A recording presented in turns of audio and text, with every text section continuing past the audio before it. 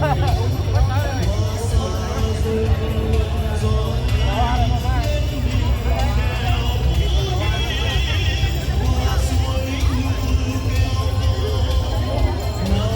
tổ chức sẽ trao giải sau khi kết thúc và công bố trao giải sau kết thúc phần thi ra bên giành.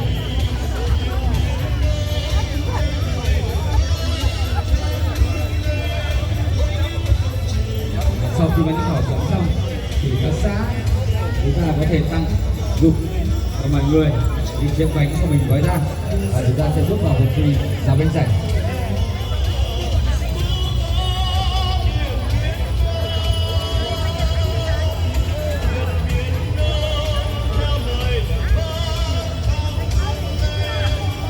Vâng, xong rồi ạ. Các xã có thể chờ một chút ạ. Chờ một chút.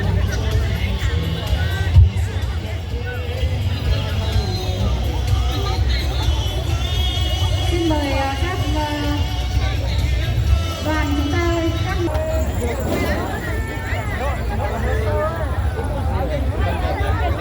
các kìa, bé kìa. Lên bé à? Phun đi đâu bạn? Đi bên này.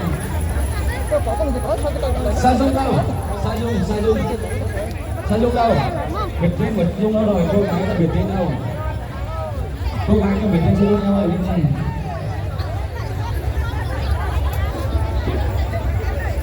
Đứng đây mạnh xuống cho mọi người nhìn thấy Phi Như ơi. Đi này lên đây.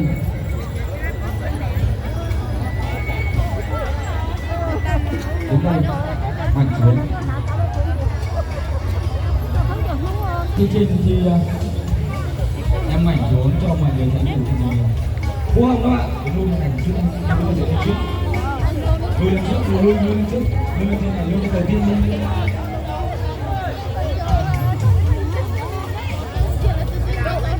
Phù hợp các bạn, phù hợp đâu? Phù hợp đâu?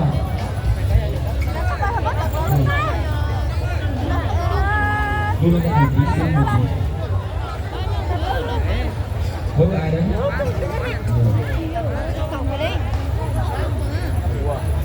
Thắng đi ơi. Đẩy tao ra, đẩy tao ra. Đấy, của mình chắc nào đấy? Lấy xe chỉ xuống tao này. Của mình chắc nào đấy? Nên cho bác vợ tôi xuống đẩy tao này. Mình làm chỗ xếp à? Chỗ này là của Hãng Lìa. Hãng Lìa đâu? Hãng Lìa đứng đây. Hãng Lìa đây.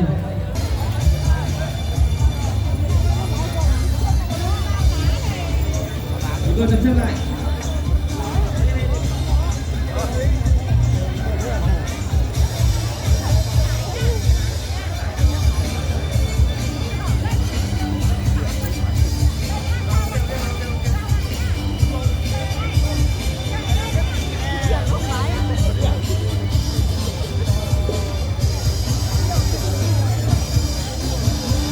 Bà sẽ say là tả xin nó cái tôi nhớ lọt cho là nè.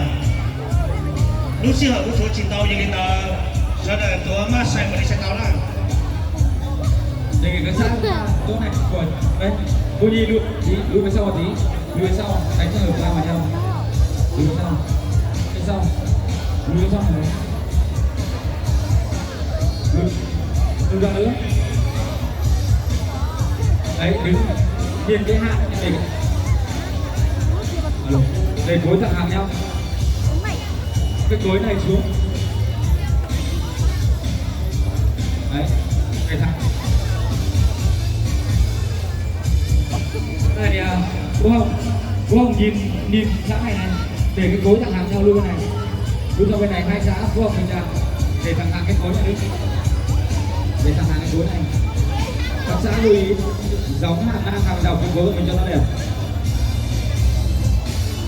Đấy, để ngay hàng này đi, để ngay hàng của thuyền đi đi. Cô Hồng ơi, cô Hồng không nghe à? Cô Hồng ơi, để cái cối cho thẳng hàng cái hàng này đi. Bình ra, xin lỗi, bình ra, cô Hồng nữa. Nhìn cái cối